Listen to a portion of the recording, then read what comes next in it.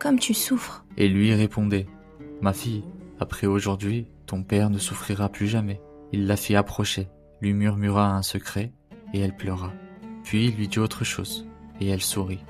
Après sa mort, elle révéla, Il m'a dit qu'il allait mourir et que je serais la première à le rejoindre. et ce fut le cas. Après sa mort, le monde se vida.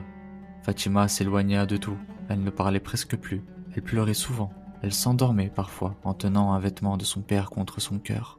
Ali la regardait, sans pouvoir la consoler.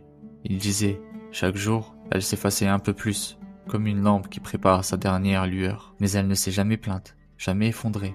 Elle priait, elle souriait à ses enfants et elle attendait. Un jour, elle appela Asma et lui dit calmement, Prépare-moi comme une épouse qu'on accompagne.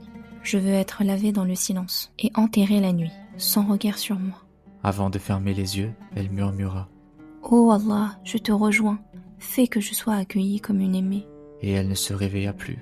Ali entra et tout s'arrêta. Il s'agenouilla, lui prit la main, l'embrassa et pleura, mais sans un bruit. Il la lava lui-même, l'enveloppa et la porta. Lui, le héros de Khaybar, celui qui soulevait les boucliers, ce soir-là ne pouvait soulever sa peine. Il l'enterra dans la nuit, seul, comme elle l'avait voulu, et s'assit longtemps, très longtemps. Puis il murmura, « Oh Fatima, tu es partie avant moi, mais tu resteras ma force et ma blessure. » Fatima, la fille du prophète, l'épouse d'Ali, la mère des princes du paradis. Elle n'a jamais demandé ce monde, mais aujourd'hui, le monde ne cesse de murmurer son